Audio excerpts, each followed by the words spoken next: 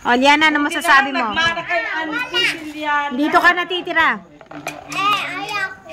Ano ka? Iwanan ka namin dito kahit ayaw mo. Ang uniform niya dito na patatay. Oo, hindi na kita kaya eh. Asan Kuya Adi? Wala na, umuwi na sa Batangas. Ah, sinakambal. Nado. Huwag nang takbo ng takbo ha. Yan na.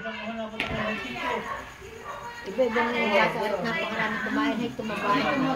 Kasi makon pa ng ano yun. Ay, ang mga bintinin nila. Biglang tabayan eh. Nung dumating si Narmel. Ay, hindi magtarong ang support pa naman po. Papakain. Sabi mo, busin yan. Sabi niya dito. Hindi pwedeng hindi. Hindi pwede hindi mo busin. Hindi niya pakakainin ako ano. Oo, sabi niya. Basta ano, ay, talagang kain. Hindi ko sabihin nila mga pakain. On time yun, basta alas 12 pakakainin. Yan yung isang platong malaki. Si Diana may kanya hindi. O misi yung kanya-kanya sila. Sila nakakain, hindi nakabantay. Uwi sila sa birthday niya. Hindi sila makakauwi. Ang dami daw gastusin. Sabi niya, uwi sila. Pitong taon si Liana? Ha? Pitong taon? 2 linggo. Oo, ano yung 2 linggo? Ante, sayang. Ay, pinapapagpapas mo. Oo.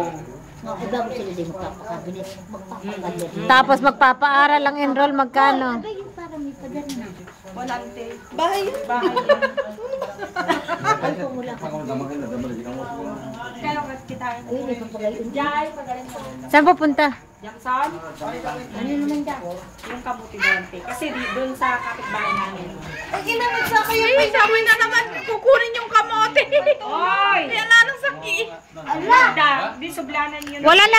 Oy, baba kayo. Hindi, tatanungin lang daw kung kasi yung mga kapitbahay namin silang tatakal kung saan-saan. Eh, may inuuwi din sila. Si Carmela tuwan-tuwan.